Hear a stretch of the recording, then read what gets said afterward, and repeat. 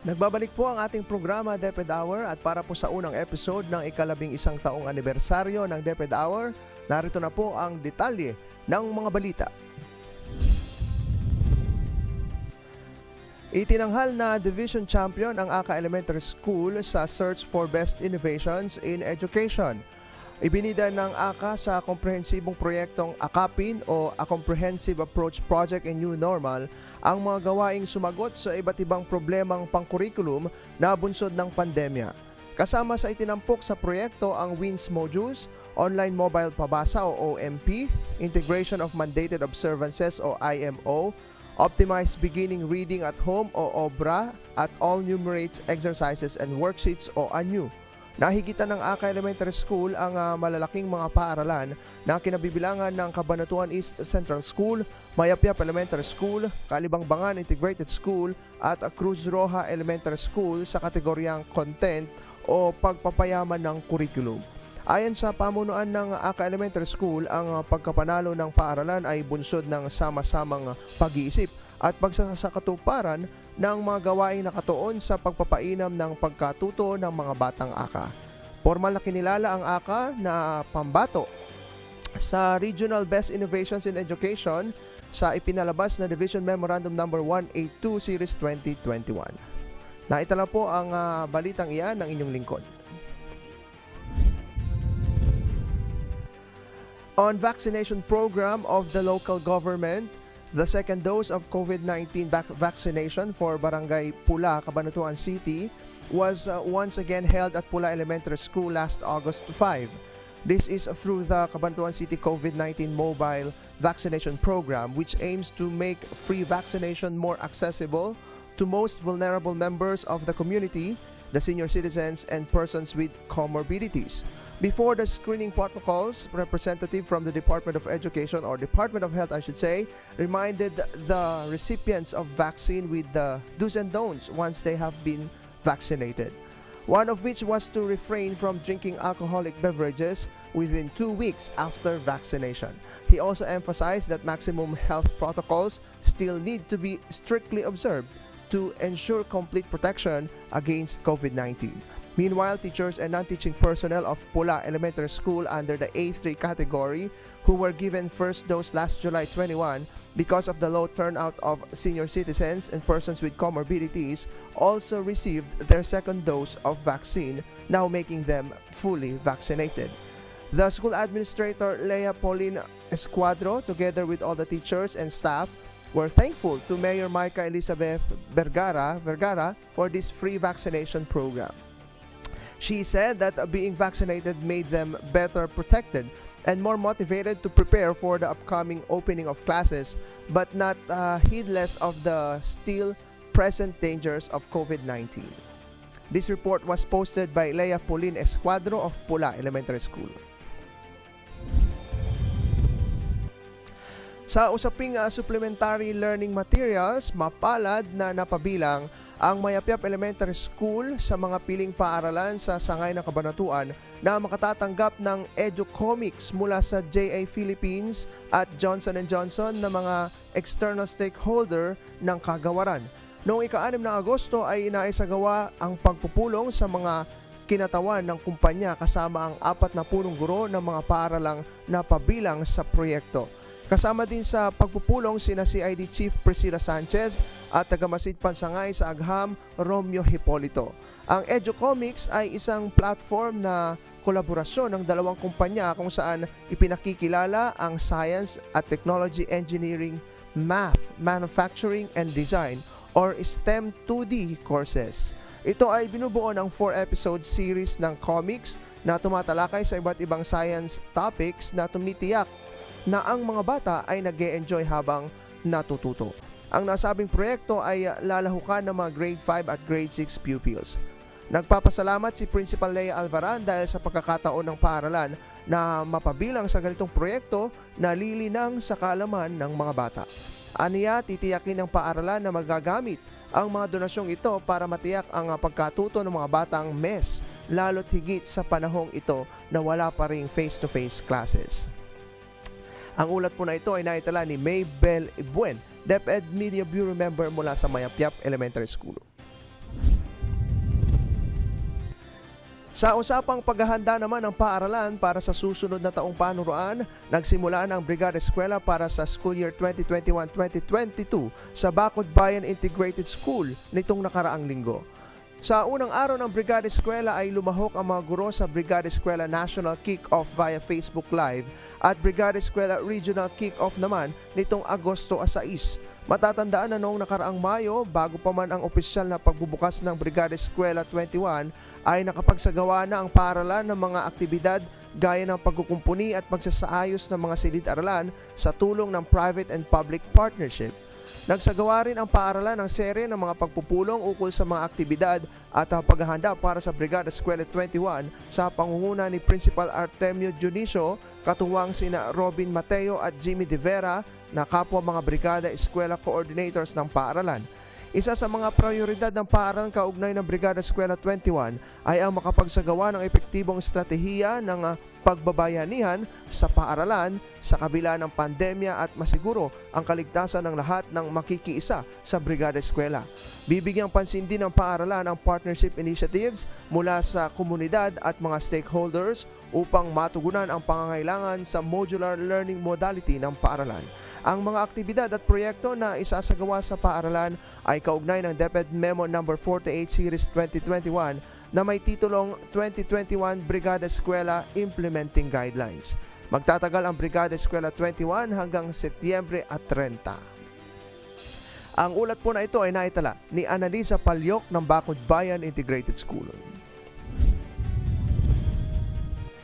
Ikinasa ng Padre Gregorio Crisostomo Integrated School ang Project PGCIS sa taunang Brigada Eskwela na may temang Handang Paaralan para sa Handang Pasukan nitong 5 ng Agosto.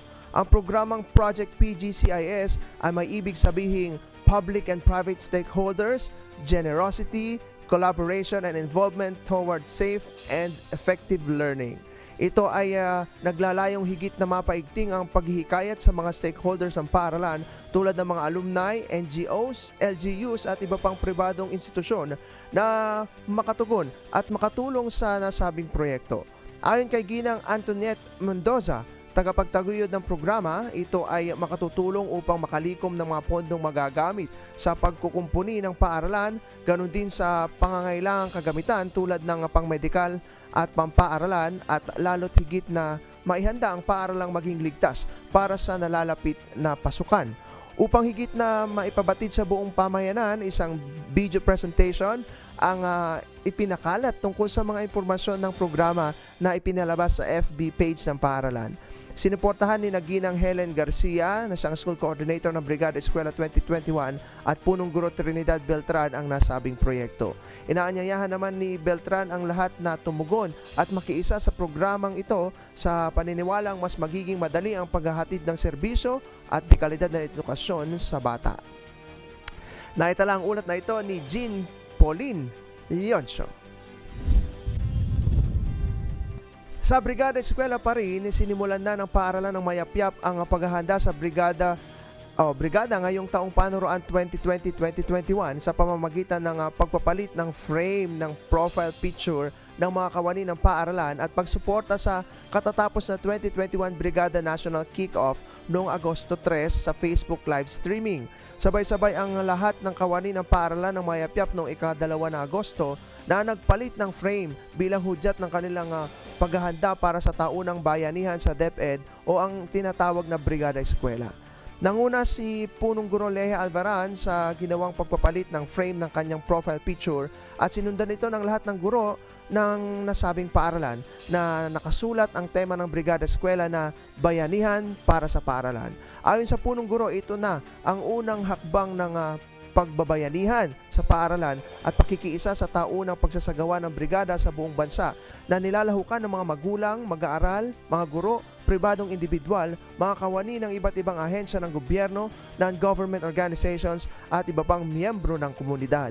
Lalo namang umigting ang damdamin ng mga guro ng nasabing paaralan sa pagdalo sa naganap na 2021 Brigada Eskwela National Kick-Off na pinamunuan ng sangay ng Tagum City sa pamamagitan ng Facebook live streaming.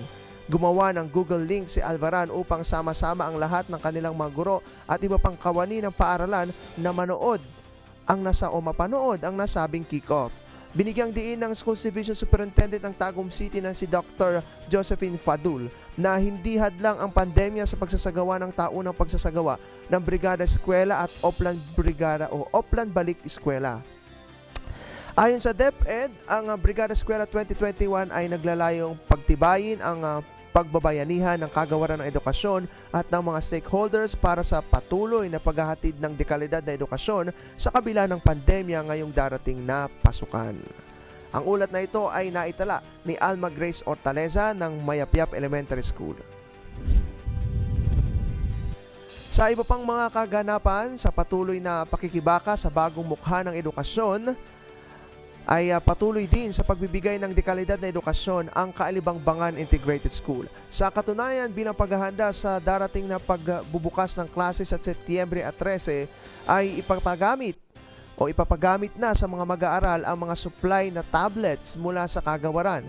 Inaasahan na mas tataas ang performance ng paaralan sa mga online competitions dahil sa pagkakataon na magamit ang mga nasabing gadgets. Una na sa paggamit sa naturang gadget ang series of training in campus journalism na gaganapin ngayong ika-16 ng Agosto, ngayong gabi po yan, at magtatapos ngayong araw, at magtatapos sa ika-12 ng Nobyembre. Sa nasabing pagsasanay, lahat ng mga batang may potentials ay bibigyan ng pagkakataon na makalahok ng libre gamit ang ipapahiram na gadget na umani ito ng mga positibong feedback sa mga magulang at mga batang ang problema ay kagamitan sa pagsasanay online. May mga nakakasana ring programa ng training sa mathematics at science ang mga coordinators nito sa paaralan at inaasahang magiging aktibo ang partisipasyon ng mga batang lalahok. Ang mga gadgets na ipapahiram sa mga mag-aaral ay bahagi ng National Computerization Program ng DepEd na naglalayong matulungan ang mga batang walang kakayahang makabili ng mga gadget na handang matuto at makapagsanay. Kaugnay nito, lahat ng mga magulang ng mga batang sasali sa mga online trainings ay magsusumite ng Memorandum of Agreement o MOA kalakip ang property number ng gadget na gagamitin ng bawat isa. Ang inisyatibong ito ay sa pangunguna ni Principal 2 Narcisa Gusi na ang hangad ay makaalinsabay ang mga mag-aaral sa New Normal of Education o New Norm of Education. Binanggit pa ni Gusi na isang magandang hakbang din ito upang magkaroon ng pagkakataon ng mga batang may kakayahan ngunit kapos sa buhay na makipagsabayan sa mga batang mayroong mga ganitong uri ng kagamitan. Ang programang ito ay bahagi pa rin ng Division Initiative sa pangunguna ni na SDS Teresa Mababa at ASTS Enrique Angeles Jr. Nakalap ang ulat na ito ni Cesar Rey Espiritu, DepEd Media Bureau Member mula sa Caalibangbangan Integrated School. On innovations, Cabanatuan East Central School was awarded second place in both structure and content categories on the recently concluded division search for best innovations. CECS's entry on structure was Project E-CLAP, which stands for Educational Centers for Learning Advancement and Progression. It is one of the projects of Learning Resources team that enables all learners to enrich their knowledge by giving them functional learning centers equipped with sustainable or suitable learning resources. This project materialized through the collaboration of the school and its stakeholders. This project is a multidisciplinary approach to learning resource management which incorporates 9 learning resource centers within the school. These include Learning Resource Center, Special Education Center, Mathematics Laboratory and the Math Park, Science Laboratory and Science Park, Computer Laboratory, Industrial Room, Home Economics Room, Media Room, and Transition Room for learners with special educational needs. In content category, Project Gabay Akay, known as Giving Aspiration to Boisterous and Audacious Youngsters, Acceptance and Kindness, an Act That Yearns, was the school's entry. Its goal is to create a child-friendly school environment that promotes the holistic development of CECS learners. The project featured a holistic innovation wherein learners' cognitive growth was improved while multiple skills were addressed together. Integrated programs were covered by sub-projects in which teachers unite to address issues from multiple perspectives. The Innovation or the Implementation Committee is regularly reevaluating and realigning the purpose of this innovation to function in times of crisis. This report was posted by Ivy Amor Landicho of Cabanatuan East Central School.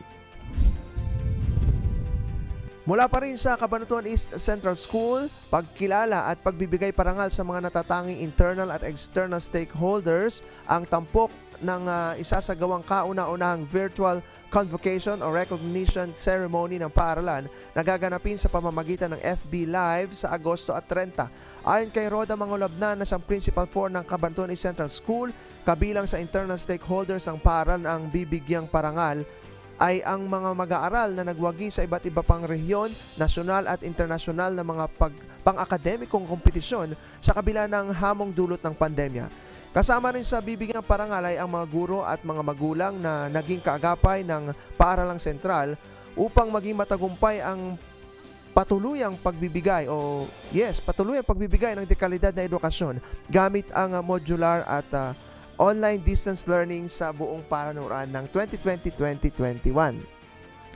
Pagkakataon din ito upang pasalamatan ang mga external stakeholders o iba't ibang mga pribadong grupo at organisasyong sumuporta sa mga proyekto ng CECS. Dagdag pa ni Mangolabnan, ang pagkakaroon ng virtual na pagkilala ay makatutulong upang patatagin pa ang magandang kaugnayan ng paaralan at ng mga internal at external stakeholders nito.